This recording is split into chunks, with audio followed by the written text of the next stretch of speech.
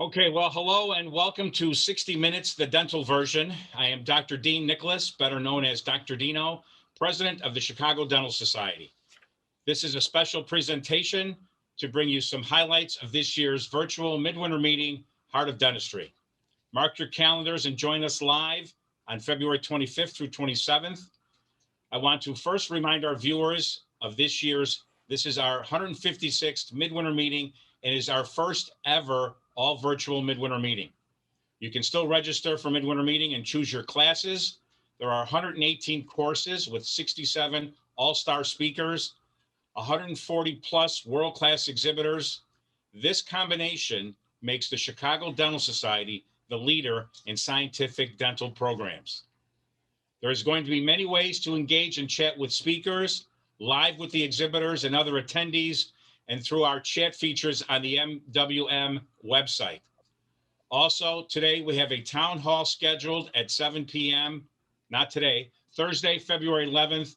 Join us then to learn more about the platform, the mobile app, and all of the special features for this year's Midwinter Meeting, Heart of Dentistry. So now that we have covered some of the details for Midwinter, let me remind you that you can still go to cds.org for more details and to sign up for text alerts.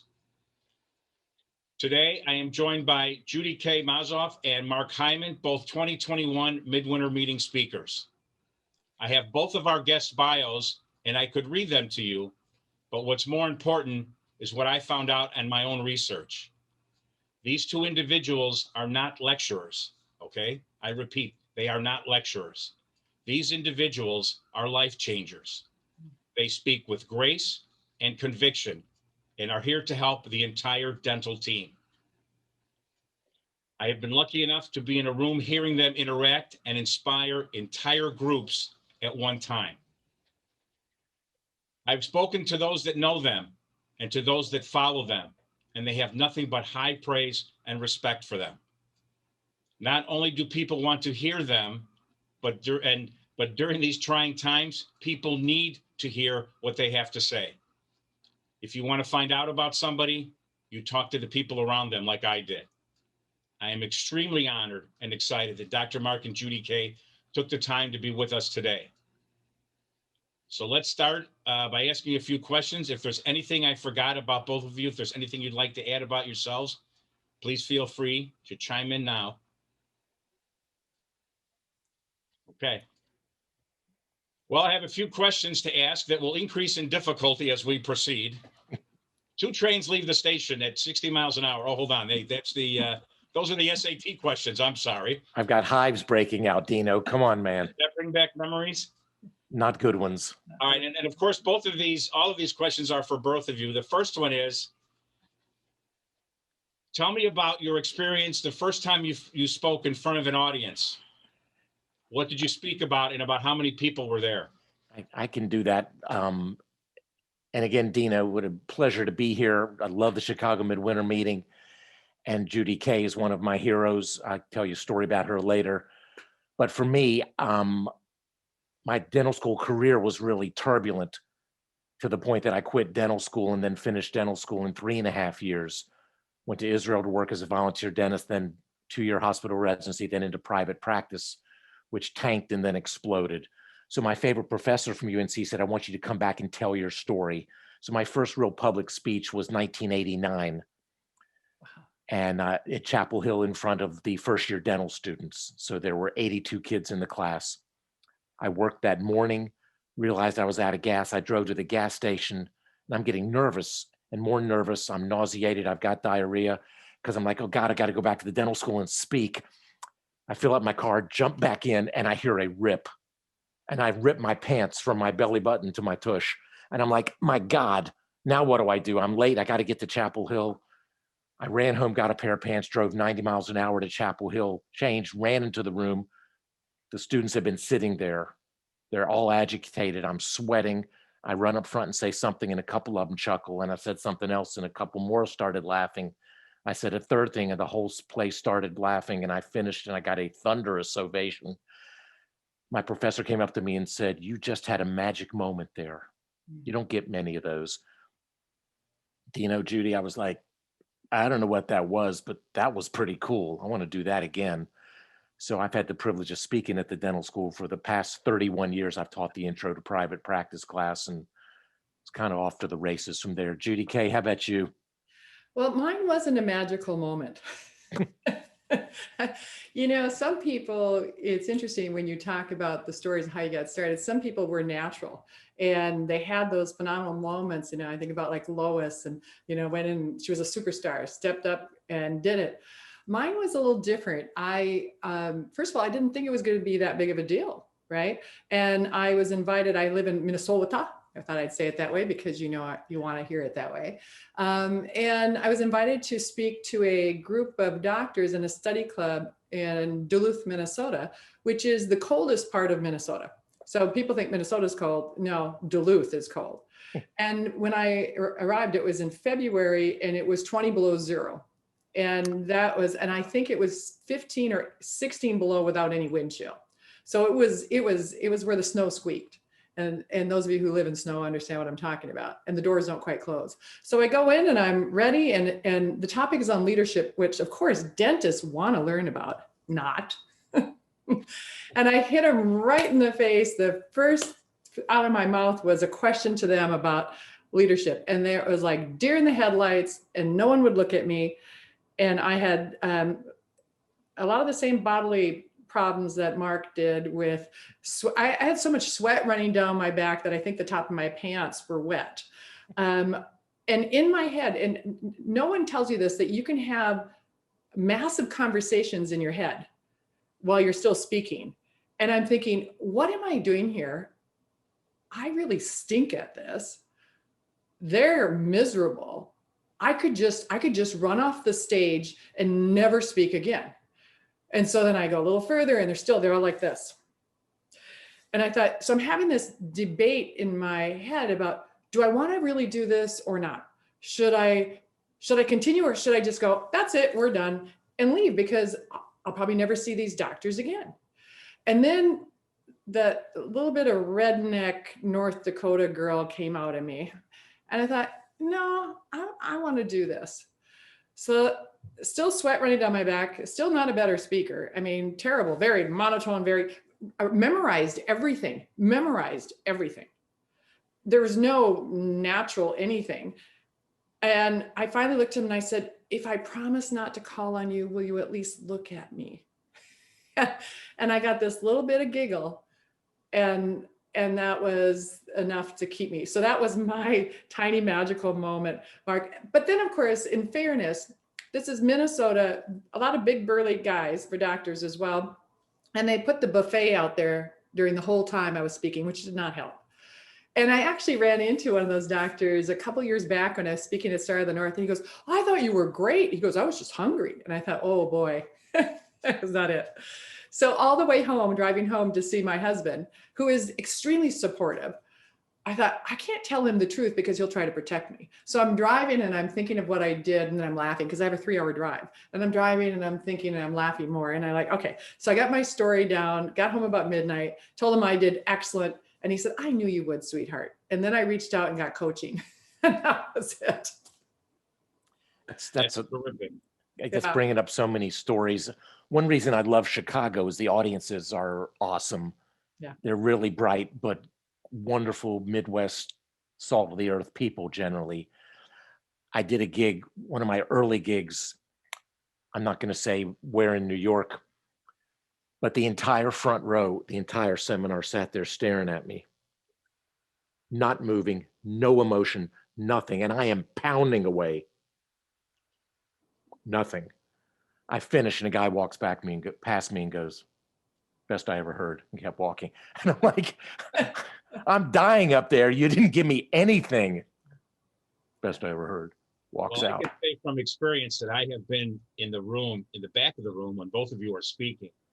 And part of what I use as criteria for recruiting speakers for this year was nobody was looking at their phones for either one of you. People were engaged, they were locked in, they were focused. You walk around, you get people looking at you. Yeah, maybe they're afraid you'll call on them, but everybody wants to hear what you have to say. And especially now during the past year of what's happened, that's as important as what kind of bonding agent are you using? Well, what about an Emax Crown? That's important, but because of what's happened in the last year, you have brought out what people need to hear. And I think what you're doing is terrific. About how many virtual meetings do you think both of you have gone to or been a part of in the last year? I would say I probably have been on a couple a week in different type of formats. Initially I got burnout from it. I mean, it was so much that, and it was the hottest thing. And hey, we can do this. But then it got tempered more, and we learned how to use it better. And so I'm at least still a couple times a week. It was very flattering. Early on, I got a call from Kurt Barrett with ACT in March, and he said, we're doing a 2-day COVID-19 relief conference. I got to have you. I'm like, sure. What do you want me to do? He said, give me an hour. I'm like, sure. And then he called me and said, well, it's going to be 3 days, Wednesday, Thursday, Friday. I'm like, okay. I did my hour in our basement, first webinar, clueless. I had to have my son come and hook my computer up and turn the dang thing on. And then after I spoke, Kurt called and said, well, you got to come back Monday and do a kickoff. I'm like, okay, I'll do one. And he said, no, you have to be the moderator Tuesday. And so it became 5 days a week for me initially. And I guess I probably spoke to 20 or 30,000 people. Wonderful, wonderful people. And it was a privilege, I think, for Judy Kay and myself, Dr. Dino. We first and foremost would say the privilege of dentistry, men and women turning to us and saying, help us get through this. We're scared to death. And the truth is, I think Judy Kay and I had no clue what was going to happen either, but we just spoke from our heart and said, I know we're going to get through this. We as a country, we as a dental family, we got through 9/11. We got through the dot-com crash of 2000. We got through the real estate crash of 08, 09. We survived space shuttles blowing up. We can figure out a way to get through this. We beat HIV. We beat hepatitis. So for me personally, and I think Judy as well, we appreciated the privilege of the podium and to be able to say, let us give you our best guess what it'll take to get through this. And so I guess, yeah, I did 2 yesterday. I've got 2 tomorrow. And I would much rather be in person, but this has been a gift to still have people to share our story with. And I think it was really important. I'm going to piggyback on what Mark said, and that is that there was so much fear and uncertainty and negativity. I mean, my gosh, if you turned on the TV, it was only getting worse and worse and worse. And still, I mean, there's about 15 things every time you turn on the TV that's going to take us out any moment now.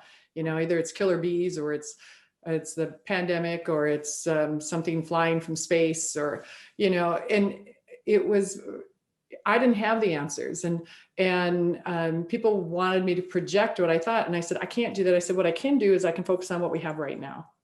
I can focus on where we are, and you need to take, account for where are you? Do you have a home? Do you have some family? Do you have your health yet? And you have to focus on what is close to you and stop so globally, because I said, everything else is just becoming turmoil. And I said, take assessment for what's happening in your life and then try to find the positives in that. And that has always been my modem in life. And how, people say, how are you always happy? It's like, well, I try to find gratitude for what is. And that was what I was trying to share. And like Mark, for my biggest thought was right away is, how can I help? And I wasn't where I was like, hey, I know the answers by any means. I just was like, what can I do? And that, I agree, it was a blessing and an honor to be able to be utilized in that capacity, for sure. Dino, you asked about how we got into speaking. The Dale Carnegie organization changed my life. And I spoke a couple times. I bombed several times. I had a guy in the audience start yelling at me. One time I had 2 slide carousels going. I got my slides out of sync. It was the penultimate face plant. And so a question Carnegie asks is, have you earned the right to speak? And I think for Judy Kay and I both, we appreciated again that people would turn to us and say, what do you think? An unanticipated joy for me is I reconnected with some people that I hadn't seen in years, people that had heard me years ago. I had one guy that said, I was at your first seminar in California in April 1999 when I got scouted, and that was my big break in the speaking world. And there was this deeply disturbed man from Chicago named Dr. Nicholas that I hadn't seen enough of, and became one of the most important people in my life, and was so complimentary. I had people that I would see every morning on ACT that would say, thank you for being here. So I would think Judy Kay and I would both say that we're so appreciative where we are career-wise, but more appreciative that the people that we got to touch and influence. And Judy Kay, what have you had happen? Did you have someone reach out to you like that heard you or remembered what you did that you changed their life? I think because I'm pretty casual on stage, and most of the time I'm actually not on stage. I'm walking around getting my steps in, right? Most steps I got in one speaking for a full day was 33,000. So Wow. I usually lose weight when I speak. It's a great weight loss thing. But I think that it makes me much more approachable. So people will tell me things. And one of my favorite things to do at the end of presenting is, these people have been sitting there. Some people will stay the whole day with you. So it might be 2 to 3 hours in the morning, 2 to 3 hours in the afternoon. And they've given up their time to listen to you speak. And I don't say that lightly. It's not a gig for me. It's not a thing. It's an honor. And so initially when I first started speaking, I felt so empty when they walked out, because it was like someone leaving your house without thanking them and bookending it with it was a joy to have you. So I started running to the back of the room, and even some of the speaking people, coaches out there would say, you shouldn't do this. You need to stand up front for your standing ovation. And I went, I don't care about that. I want to run to the back, and I want to shake their hands, and I want to thank them for spending time with me. And people will tell you things. And I've been blessed to have many people tell me how something has impacted them. So that's my go juice. That's what fulfills me, is to know that they came a certain way and they left with a different mindset or hope or an idea or something that would make their life better. Because when I started this, I was an administrator. And had been an administrator for over 25 years, and left that position and was really confused about what I really wanted to do. And again, like I said, I've got a super supportive husband. You've met Steve. And he just said, honey, sweetheart, you can do whatever you want to do. And I said, I just want to make people feel better. And so for me, that's, dentistry is my passion. I love what we do. I love that we're preventative, and it's the vehicle of which I try to help make people feel better. So I get the feedback from many people on that, and that's a blessing. What's interesting for me is that you may or may not know the impact of what you both have done 4 months or years from now. Whereas when you speak, like you said, Judy, people come up and thank you, Mark, thank you very much. I saw you then, I'm seeing you now. The impact that you've had on a lot of us won't be felt for a long time. As Mark can tell you, some of the most interesting of those ACT discussions happened before somebody started lecturing. I think Kirk had a bunch of guitars in the background. We talked about guitars, baseball cards. I mean, you name it. And we talked about all different subjects that were relative to people in our age category. And I know people just love that. Mm-hmm. So what you provide and what you do for us is great. What would you tell the attendees for Midwinter Meeting? How can they get the most out of the virtual class, out of both of you speaking? What's the best way for them to absorb the information? Because Dean, as I think about this, I would ask them to treat it like they were going to Midwinter, like they were good. I would like them to not be in pajamas, to get up, shower, get dressed, have an uninterrupted place where you can go all in and focus. One of the biggest frustrations for me when I do Zooms is people turn off their video camera.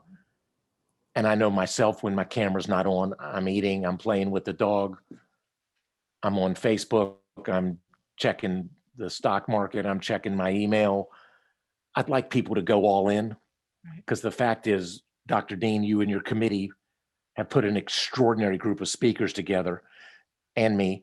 And so I appreciated that. But why not take advantage of this, really focus, take notes, ask questions in the chat, dig in. You've got $1 million of advice put in front of you for peanuts. It's crazy not to take it seriously and take this material back to your practice and have it impact. Judy, Kay, what do you think? 100%. And you know, I think I can speak for Mark on this as well. When we show up on a webinar or something, even if it's taped beforehand and said, we're in the moment. We're as if, I mean, I'm imagining the audience. I'm imagining who's in front of me. I'm imagining who could be there based on who I've spoken in front of before. I'm not saying, well, okay, so I'm going to do this. Nothing is a show, is an act, it's an actual, I'm trying to make a connection knowing that there's going to be a human on the other side, whether it's here now or later. And it's going to be the same conversation. So I'm going to speak the same way. And my husband was here one day watching the dog because I had a 5.5 hour webinar. That was amazing. Stamina, I'll just say.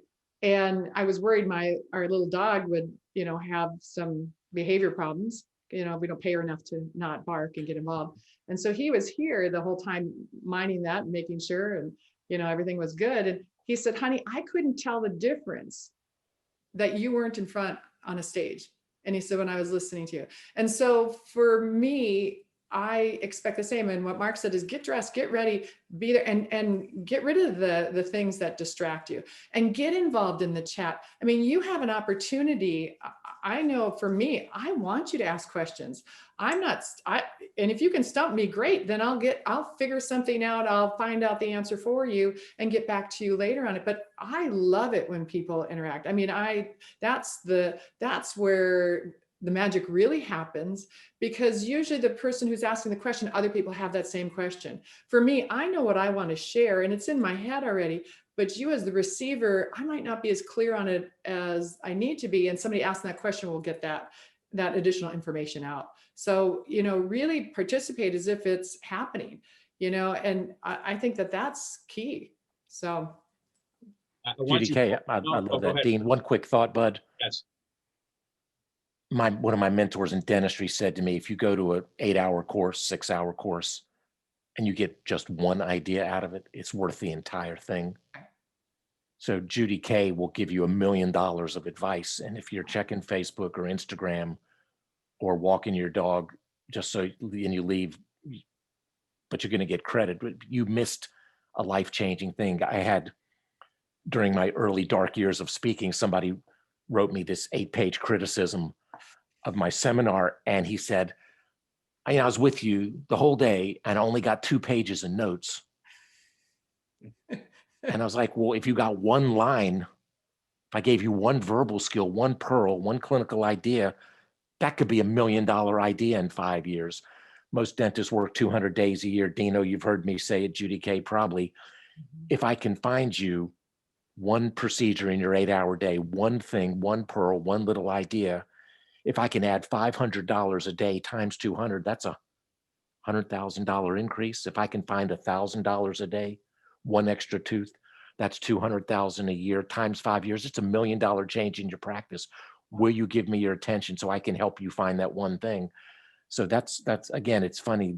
Judy K and I did not practice this, but we're simpatico on it. It's just, you wouldn't go to Midwinter in your pajamas. So get dressed, shave, shower, get fired up. You wouldn't be on Facebook when Judy K is speaking because she'll steal your phone and stomp on it. You don't want that to happen. Never. So you might have seen that, Mark. I have stopped when someone's been on their phone and just waited. When someone's gotten a phone call, Dino, you may have seen me do this. I'll take the phone, I'll go out in the audience and have a conversation with the person.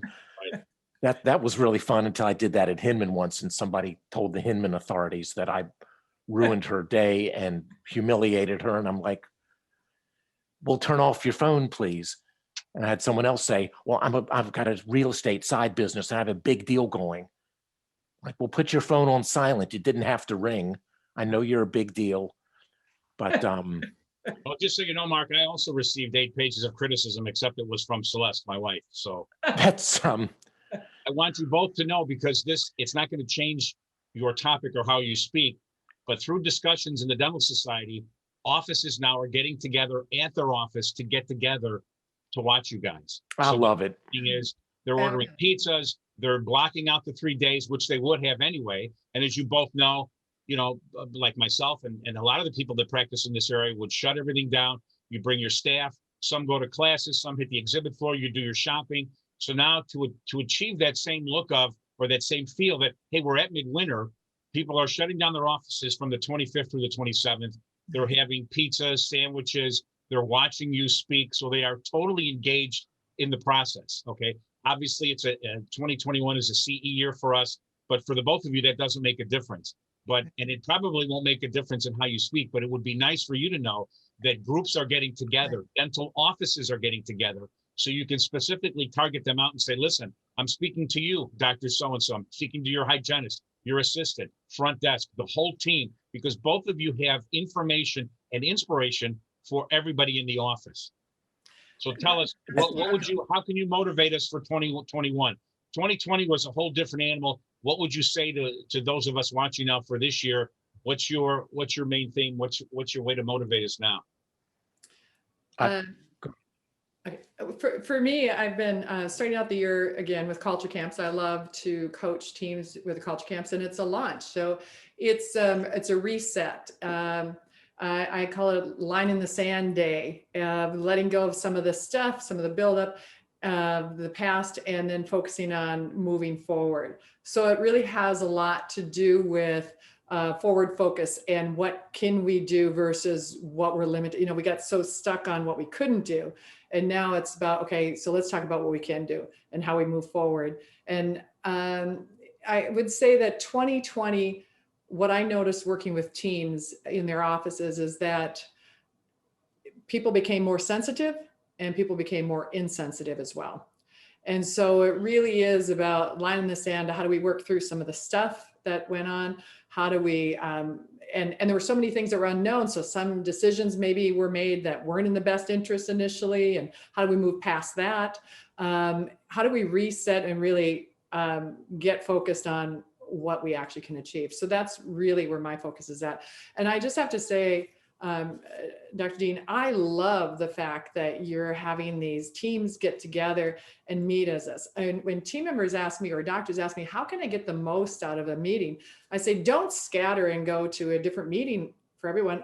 All of you go to the same speakers, because then you can, you have that tipping point. Everybody heard it, versus you trying to teach someone else what you heard, and then go to lunch or whatever and decide what you're going to take away from that and implement in your practice. So I'm kudos to you. This is the first time I've heard that, and I'm excited about that.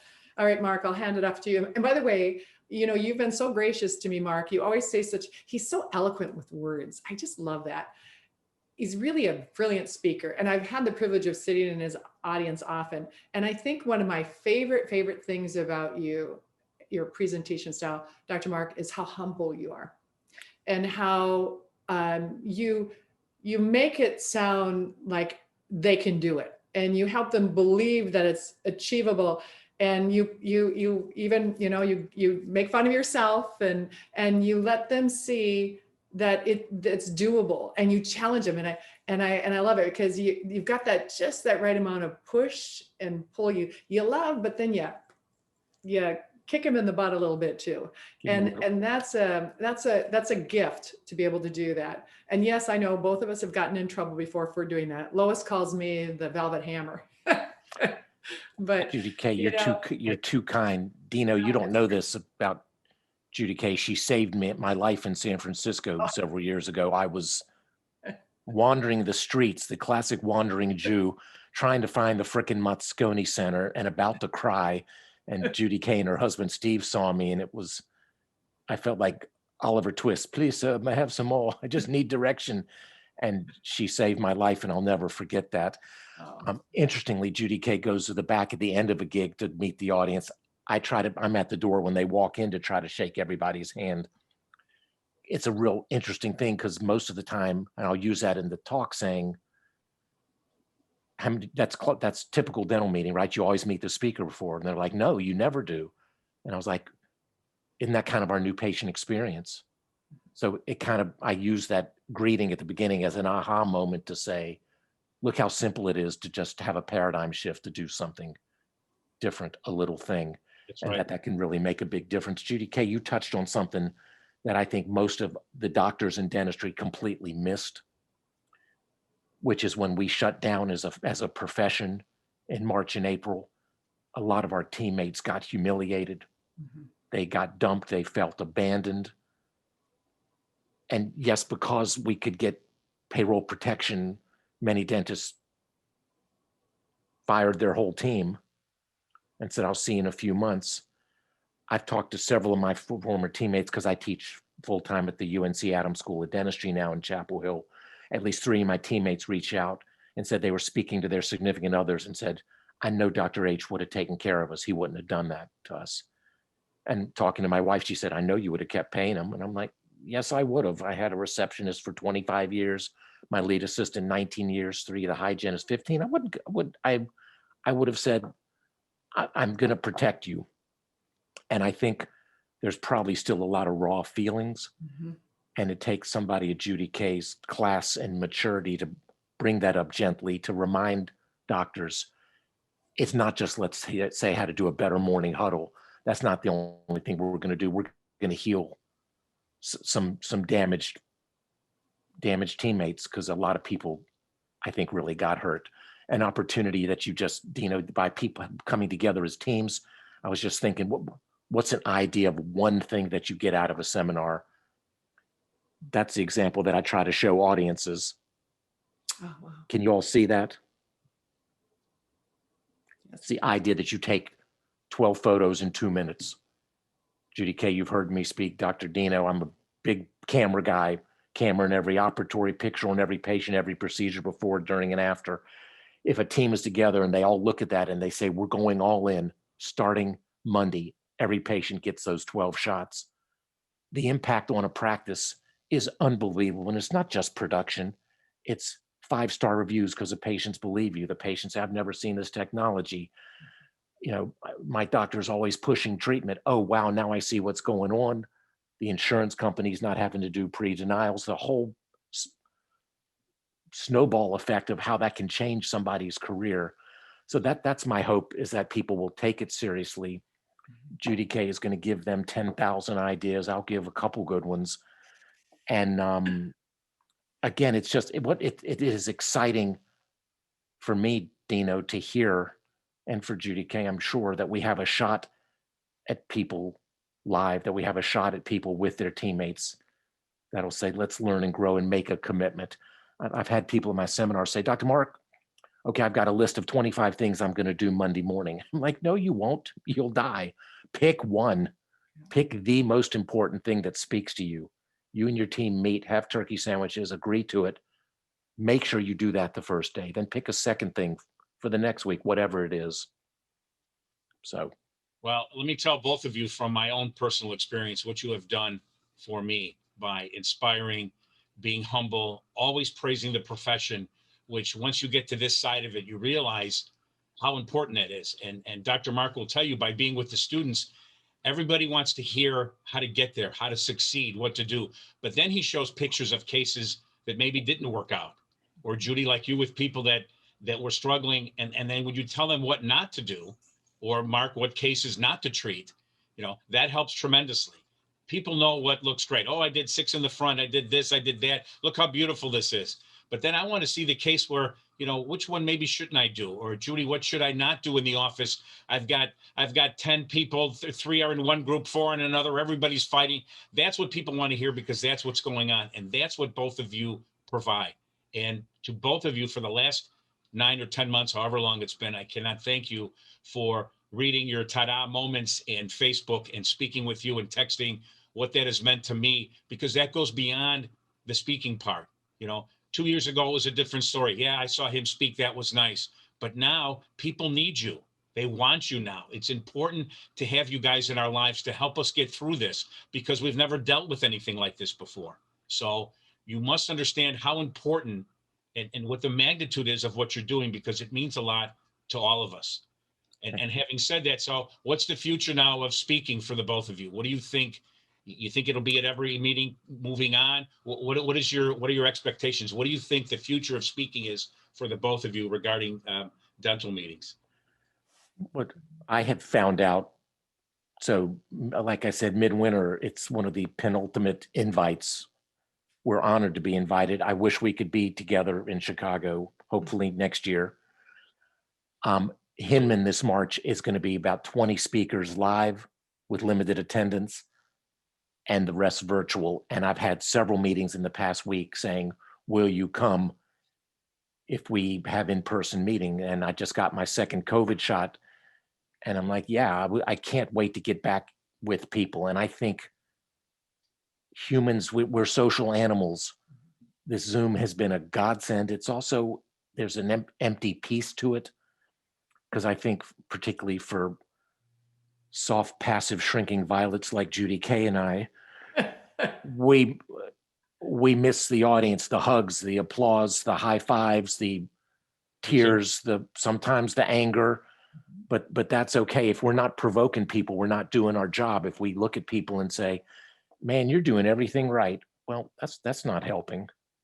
So I think dentistry is unique to the healthcare field for the way we care for our patients.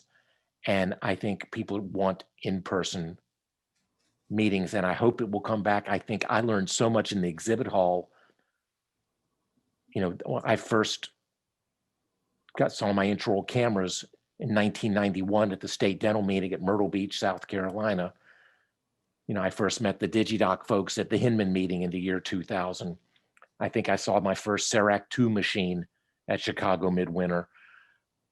So I don't think it's the same thing to see something online. I think we as dentists, we have to get our hands on stuff, and we want to have lunch and dinner with our buds. We want to have a beer or a buttermilk with them. We want to get out and have the relationship time. Drink some Mausolf. I think the meetings they may not be as big, but I think there will be an explosive return to meetings because people are dying for it. Judy Kay, what you thinking? I agree. Well, you know, I think there are probably some people who are extremely introverted who have been enjoying this. And I think that I think that people thought that the younger generation especially was going to gravitate towards this, and this was going to be it in the future. I think there's going to be a form of hybrid in the future. I think that there will be, there's always a positive in it. You know, it might be a way of bringing in maybe newer speakers. It might be a way of testing the waters. It might be a way of doing some things like that as well. But the in-person, face-to-face, there's an energy that the audience creates together. There's an energy that happens. There's a sense of belonging, a sense of, you know, I think about this like when I'm traveling on my own to work with a client. And I experienced something that's just amazing. Like the other day I was in Florida, which was really nice for this Minnesota girl. And I was in Cocoa Beach, which my brother reminded me of is where I Dream of Jeannie came from. and I'm sitting and I see the sunrise, and it is stunning over the ocean. And it is purples and pinks, and it's just breathtaking. And you're like, there's no one to share it with. There was no one there with me. So it's like, I took a picture, but it's not the same, right? So when I think about live, I think about the experience and the energy that happens when people are sharing something together, the laughter, the tears, the concern, the whatever, there's a lean in, lean out, all that energy doesn't happen on Zoom. And I'm not saying that, I mean, we're going to do a great job and the meeting is going to go really well. However, the live, that people to people thing, and that's what you're seeing so much fallout with people's health, and that is the disconnect, that need for social interaction. So I think that there will be meetings that are going to that will continue some part of hybrid with it. But I still think you're going to see many more people going back to live. which is why I wanted to tell both of you that offices would be getting together. Now, I can tell you from previous meetings that of not only Midwinter, but that I've scouted. And if you've noticed this in the crowd, sometimes you walk in and you see an entire row that is an office in the same lecture. But then I've also seen by the lecture halls, you know, the doctor with a list, and he's sending people to different lectures and they take notes and then all meet at the office. That doesn't work. They all need to be together, which is why we're pushing for watch the meeting with your office. Like I said, get a sandwich, get a meal, get some wine, let everybody be there, let them be comfortable, and let them watch what you have to say together. And I think they'll get more out of it as a group than it would if it was one individual. You know how they do in law school where everybody takes a chapter and then you sit there in the circle and everybody tells everybody. I don't like that. I like the whole office to be together. I like everybody to be in your lecture hall listening to both of you. I think that's what everybody will get more out of. And you'll see, because when somebody says to so-and-so on Monday, hey, remember what Dr. Mark said? Remember what Judy K said about this? Like, oh yeah, I was there.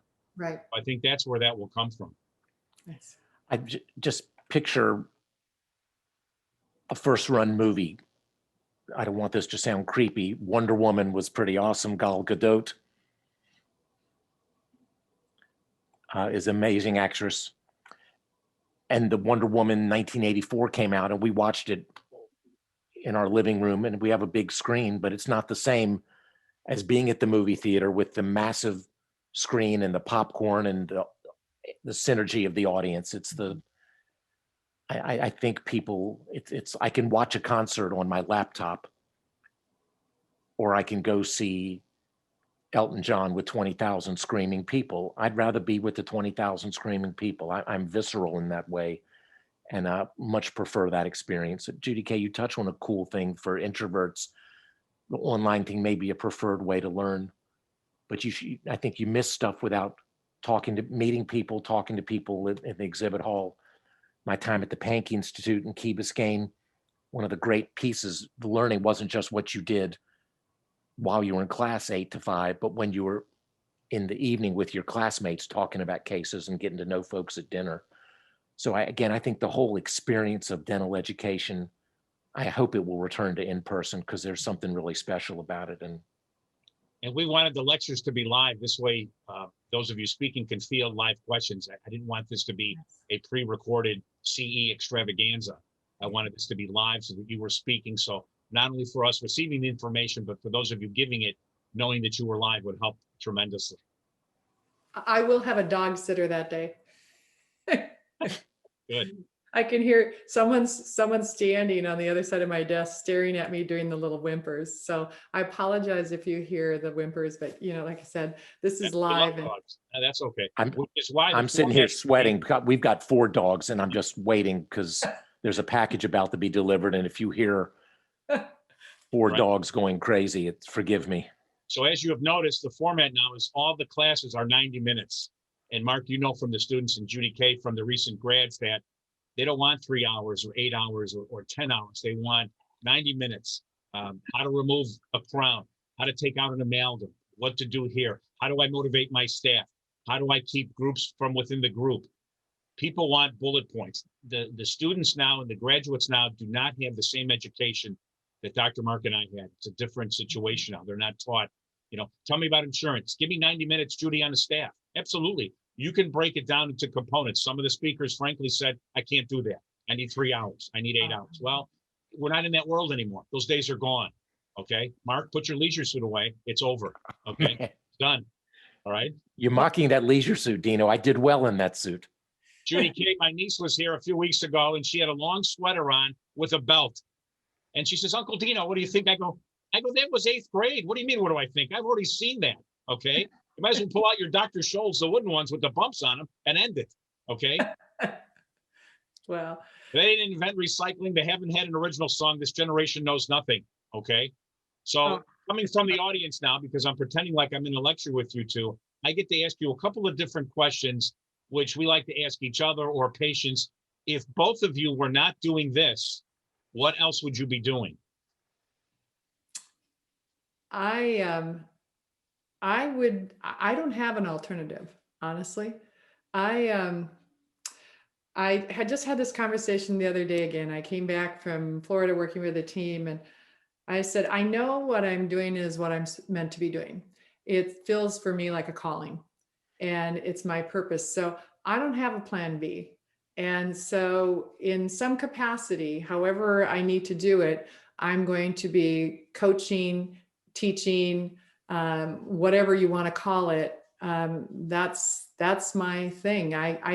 I'll probably be doing that when I'm using a walker and someone finally says, you know, it's time for you to get off the stage, or it's time for you not to come to the practices. But I don't see retirement in my years ahead. I may be slowing down a little bit, but this is it for me.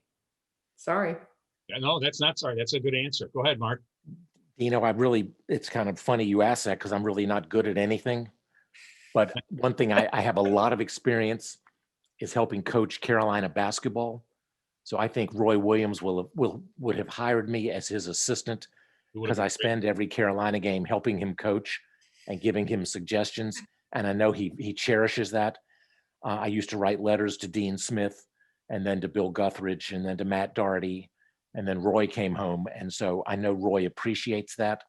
And if he actually could get me on the bench, I think instead of only 3 national championships, he would have won none with my advice. But I was a middle school basketball coach for 9 years at the Jewish day school, which was just the funniest thing. If you picture me coaching 30 little short Hebrews, not one of them could jump. Everyone thought they should be coaches. Like, coach, I'm open. I'm like, there's a reason. You can't shoot. Alley-oop to me. You're 4 feet tall. What are you going to do with it? Well, But now that I'm old enough, Mark, this is funny. When somebody had told me 30 years ago, when I had asked them the same question, I said, well, he said, my life's dream is to die in the lap of my worst patient. Okay. I mean, you can only do it once, but it's classic. Right? So funny. It's like Judy K said, I got really lucky, Dino. I had an unbelievable clinical career. And when I started speaking, I started impacting most of the audience, certainly not everybody. And that was a gift. And so the privilege of the podium, it's something that it gets in your blood. I've had people say, why do you want to go to a bunch of dental meetings and hang out with dentists?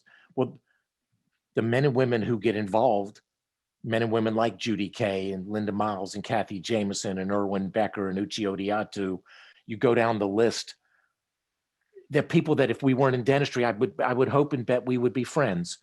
Right. Dino, to meet men and women like you who are involved in organized dentistry and planning meetings, the Hinman people, the ADA people, the CDA, the Florida folks, the TDA, the Yankee, the Greater New York folks. You meet some amazing men and women that take time away from their families. And so, I've got my patient family that I adored, and our personal friends in our community and my relatives, but my dental family, I cherish them. I can't wait just to be back and see people and give them hugs and just check back in with people that are fellow road warriors. But it's easy to say, oh, wow, this is really cool. You get to travel around the country and speak.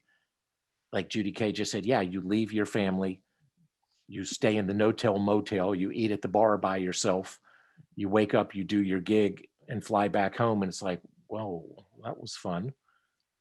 For both of you that are wondering, I got the calling, Mark, when I was 10. They were calling me Dino the dentist in high school. I had no plan B. That's unbelievable. Like pharmacy school and did this. My mother said it was at 5, I would go around and count people's teeth. But I actually remember being 10 years old and knowing that that's what I wanted to do. Being Greek, I went to church on Sunday and there was only 3 or 4 men there. My father, who was a chemist, an insurance guy, and a couple of other people. And then Dr. Niarchos, who was the family dentist, he came in. Everybody loved him. They respected him. All my other friends, their fathers all had businesses and restaurants. They weren't there on Sundays. And I said, this is what I want to do. I was always doing stuff with my hands, fixing things, breaking things. So that was my calling. So now I want to ask you, this is what we do with patients. What is your favorite meal? Your favorite thing to eat. You get one meal. I'm not saying it's the last meal, but if somebody said to you today, hey, I'm going to make you this tonight, what would you want to eat? Judy Kay, you go first. Well, so I'm pretty spoiled. My husband's a great cook. So I, especially when I'm traveling, actually, he does it all the time. He said, what would you like to eat tonight? So I get to put my order in.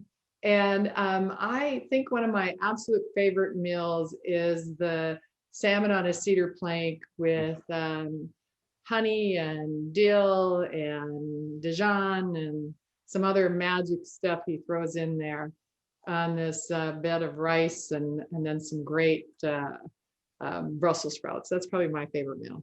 Sounds good. Mark, what about you? Dino, it's funny you asked that. I think the Greeks and the Jews have a lot in common, but when you said my favorite meal, I thought it's our Passover Seder. It's not the food itself, it's having the whole family together where you have 30 or 40 people all talking at the same time. And it makes me flash on my grandmother's matzo ball soup There you go. and her chicken. And that's my memory from when I was a little kid to now being 62. And one of the coolest pieces, I think, is when you ask my 3 kids what's their favorite Jewish holiday, it's Passover, because we're all together. So it's not as much the meal itself as the act of being together, but I'll say the matzo ball soup and the chicken. Yesterday would have been my grandmother's 110th birthday, and we had a Zoom last night with the whole family was together on Zoom, and it was pretty unbelievable. That's nice. So Follow-up question is, having said that, you're on an island and they're dropping food to you. What could you eat? It has to be the same meal every single day. that's easy. Go ahead, Cherry Mark. Garcia ice cream. Ball game. Judy K, what about you? Every day, the same thing now. I'm going to say probably I like Greek yogurt with blueberries. So I'm kind of that's my start of the day every Too day. healthy. Yeah. Well, That's why you're skinny and I'm fat. Your favorite thing can't be your everyday thing, because then it's not your favorite anymore. So usually those two. That's not true. I'm a creature of habit. I like to, if it's good, I'm a loyal dog. Speaking of dogs, this is Zoe. Hey, Zoe. They're beautiful. I'm a loyal dog. If it's funny, I'm a relationship kind of person. I've had the same insurance man for 26 years. I've had the same accountant for 30 years. I've had so for me, redundancy or the same is not boring. I like stable things. So I probably had yogurt and blueberries for breakfast every day I'm home for the last 10 years. That's well, I've had the same wife for 30 years last week, so made it. And 29 of those years together in the dental office. So it's like 104 when you do the math. That's unbelievable. We are at 35 years. If I make it to next month, it's 36 years. And then I used to add 10 of the happiest years of my life, and she doesn't think that's funny. But I'm very Judy the K. The secret is she doesn't come into the operatory, so that's why we're still together. It works that way because she's there, she's dry, I'm wet. It's a whole thing. It works very well. Yeah. Finally, and I know you've touched on this as we've spoken, but of everything that you do, what gives you the most joy in life? What do you like when you wake up and from the day before you realize, hey, I did this? What brings you pleasure? What brings you joy during the day as you're speaking to us or to everybody else? I'll let you go first, Dr. Mark. I was stalling. First, Dino, I have to do a minor correction of you. You professionally may not have been a dentist, but you would have done something in the caring, healing arts because you have as big a heart as anyone that I've ever met. You would have done something to make the world a better place. I don't know many men that have your caring servant spirit. So for me, during the day, when I have an aha moment with my students, when I had it with patients, when I've had it with audiences, again, Naomi Rhodey, who we don't see a lot in dentistry anymore, but she was Mount Rushmore of dentistry. And she used to sing a song, I believe, it was the privilege of the podium. And that Judy K and I get the privilege of impacting, of influencing, of irritating, of inspiring people. It doesn't really matter to us at this stage in our career. I think that we've found something that is distinctive. And when I know that I have one of those magic moments, it's very touching to me. I've got a couple students at UNC that I'm doing private coaching with every week on Zoom. And that's I don't make a big deal out of it because it's sort of no one's business, but both of them need me. And you can't they're not paying me for it, but I'm getting rich from it. Does that make sense? Yes. It's a George Bailey moment. Absolutely. The richest man in town. Right. It's just what a privilege. Judy K. For me, I have a plan for every day on how I want to show up. And I teach the teams that I work with and the doctors that I work with to have very clear core values. And I limit it to 4. I didn't invent this. I borrow from the masters. Disney is, key on that. And for me, I have core value words. And the number one core value word for me is to be a lifter. And it's a challenge that I do is that no matter how I feel, no matter if I'm upset, it has nothing to do with my emotions. When I interact with someone else, my goal is always that it's going to be a positive for them. Even if it means having a difficult conversation, I'm still going to bring it in a way that creates hope and love and care. And when I'm blessed to have those magic moments, seldom is it one thing that I said. It has more to do with the fact that it's a very simple thing. I stand on the stage and I love the people. And it's not, and people say, oh, that's kind of corny, but there's so much pain, there's so much hurt, there's so much fear out there that if someone can feel that you actually care, I think that that's it. So for me is knowing that I have a plan for the day, and I have other core value words, but lifter is my primary one. And I try to make sure that whoever I interact with, even if it's a phone solicitor, which is a challenge, that I do it in a positive light. So that's probably the thing that gives me the most, because when I stay true to that, I feel like I'm being my authentic self, which happens to be one of my core value words. And it fulfills me. I know I've done my job for the day. You're mentoring groups of people at a time. Mark, I do the same thing. I mentor. I don't think I had greater joy as when I was teaching and had that one-on-one, and just the look in their eyes and their thirst for knowledge, and anything you could do would help them. And Mark, by you doing that, it's like those athletes we know about that go to the hospitals and not tell anybody. They visit the kids, they do things. They don't have a camera crew. They go, they sign things, and they leave. And that's how I feel that you guys are doing this, and myself included. From the students, if I only got back half of what I've gave them, it would be a joy. I really felt that was a great thing when you could actually see yourself getting through to somebody. I knew how my father felt when I finally understood what he was talking about at certain times.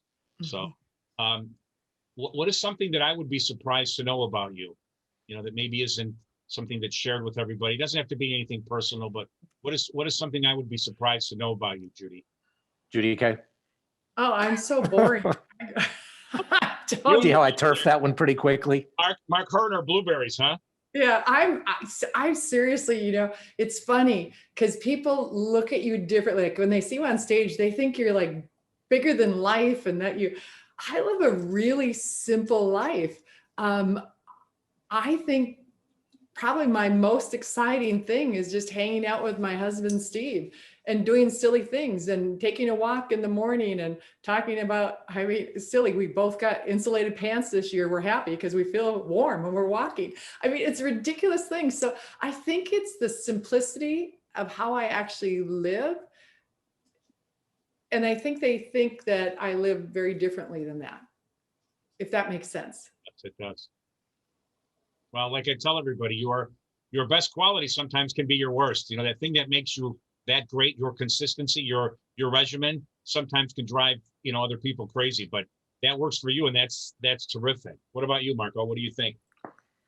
Oh boy, it's a doozer. Misdemeanors, felonies. What do you want to hear? I was a college soccer player for one day. It was a famous career. I went to UNC, went to the first practice. I played on a state championship basketball team in 9th grade. Our center ended up playing for the Lakers and Pistons. And I was our 6 foot tall started power forward, but can't with a 2-inch vertical jump. and I played soccer and got a letter from the UNC athletic department. I went out the first day, and there were all these Yankee boys who've been playing soccer their whole life, and I was clearly out of my league. But I played soccer at UNC for one day, so that was a famous career.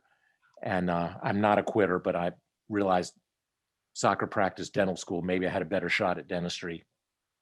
Well, you know what your Chicago connection is? You saw Michael Jordan play in college. So that's always an endearing. I was a classmate of Michael Jordan's. I was in dental school. He was in undergrad. And so you could lead with that. That should be the first thing that you say. I got the better first thing. Is the greatest gift my wife ever got for me was my 50th birthday present. She flew me to Chicago with my best friend and his wife, and we went to dinner with my all-time baseball hero, who was Bob Gibson. And to have dinner with Bob, and it was absolutely one of the greatest moments of my life. And I talk about that in the seminars occasionally as a metaphor for what's the worst thing that can happen if you ask Bob Gibson to dinner. He might say yes, he might say no. So what's the worst thing that could happen if you ask all your patients to accept the finest dentistry you have to offer? They might say no, but just a couple more say yes, you're going to have an unbelievable career. So Chicago's been very dear to me, Dino. I've appreciated that. And again, Judy Kay and I are thrilled for this privilege to be part of this virtual experience for people. And I'm honored to be part of the family. Judy Kay, any final thoughts? What do you think? Well, Chicago, and I agree, from state to state, when you speak, their audiences are different. And maybe because I'm a Midwest person to begin with, it's an easy connection for me. I really enjoy the people. And I think about the first time I spoke at Chicago. It was the launching of my career. I walked away with so many future speaking things. I was just like, it was crazy. And I love, and there's the things I'm going to miss are the things like the opportunity to sit with everybody in the lounge that you create for speakers to connect, because we learn a lot from each other. We challenge each other. We give love taps. Sometimes we sit in on each other and we're asking, and you trust these people and they give you feedback, which is amazing. I miss the opportunity to hang with the scouts and laugh and talk, because I feel like I haven't seen the majority of my friends for almost a year because I've not been on the road. People that aren't on the road don't understand that you're gone more than you are home in a lot of cases, and your friends are truly your friends on the road. And it's a big piece that I'm missing, so I'm looking forward to getting back live again. This feels good though, because it's a connection again with some faces that I cherish. So, I'm excited to be able to be there in front of your audience. And as Mark said, it's an honor and a privilege that I'll never take for granted. And I'm gonna give you all I got. Good. I expect nothing less. I wanted to thank you both for writing what you did about what Heart of Dentistry means to you. It's funny that a couple of years ago, or whenever Celeste and I came up with the logo and what it meant, that we didn't know that at this point how much more important or how much more that means to people. It really has touched a lot of people, and it means more now maybe than it would have a year or so ago. And I appreciate your comments and everybody else's. I appreciate your time today and for helping us understand, your thoughts and what you're thinking about, and your commitment to the meeting and your commitment to dentistry and helping us and helping the dental team. Your work will never be forgotten here. And from the bottom of my heart, I love you both. And I hope you know how much I appreciate you and your friendship, your kindness, and everything that you've done, not only for me, but for the profession of dentistry. So thank you. Thank you.